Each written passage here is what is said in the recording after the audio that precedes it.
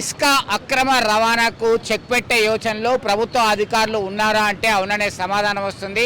కరీంనగర్ జిల్లా వ్యాప్తంగా ఇటు మానకొండూరు మండల పరిధిలో ఉన్నటువంటి వెల్ది, ఊటూరు, అలాగే జమ్మికుంట ప్రాంతము, వీణవంక ఈ పలు ప్రాంతాల్లో కరీంనగర్ పోలీస్ కమిషనర్ గౌసలం అలాగే జిల్లా కలెక్టర్ పమేలా సత్పతి పర్యటించారు. చెక్ పోస్టులని పరిశీలించి ఆ రికార్డులను తనిఖీలు చేయడం జరిగింది. అయినప్పటికీ ఇసుక అక్రమ రవాణా ఎలా జరుగుతుందని పరిశీలించడం జరిగింది. ఈ క్రమంలో పోలీస్ అధికారులు సైతం పలు ప్రాంతాల్లో తనిఖీలు నిర్వహించారు.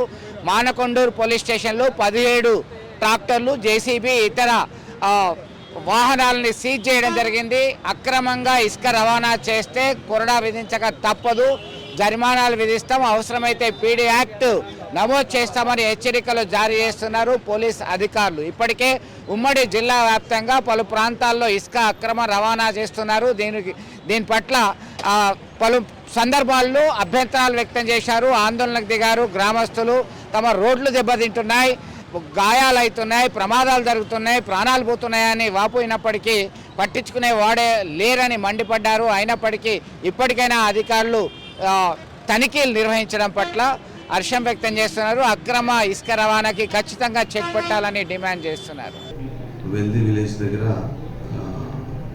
ఇసుక తీస్తున్నారనే ఇన్ఫర్మేషన్ మీద, జేసీబీతో ఇసుక తీస్తున్న ఇన్ఫర్మేషన్ మీద అక్కడికి వెళ్ళి ఒక జేసీబీని 17 ట్రాక్టర్లను పట్టుకోవడం జరిగింది. వాటిని తీసుకొచ్చి పోలీస్ స్టేషన్లో పెట్టి కేసు రిజిస్టర్ చేయడం జరిగింది. సో అరెస్ట్ చేయడం కూడా జరిగింది. ఇన్వెస్టిగేషన్ కంటిన్యూ అవుతుంది. సో ఇసుక అక్రమ రవాణా చేసినట్టయితే దాని మీద కఠినమైన చర్యలు తీసుకోవడం జరుగుతుంది.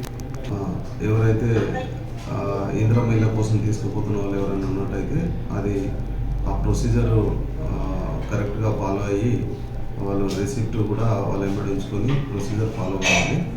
అది చూపించినట్టయితే మేము వెరిఫికేషన్ చేసిన దాంట్లో కరెక్ట్ కనపడితే దాన్ని క్లారిఫై చేసుకొని దాన్ని అలో చేయడం జరుగుతుంది.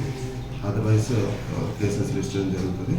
బట్ అది అవకాశాన్ని ఏదైతే ఉందో దాన్ని మిస్యూజ్ చేసే ప్రయత్నం జరిగినా కూడా కేసులు లిస్ట్ చేయడం జరుగుతుంది. అసలైన తొలి వెలుగు. ఫాలో వాట్సాప్ @తొలి వెలుగు అఫీషియల్.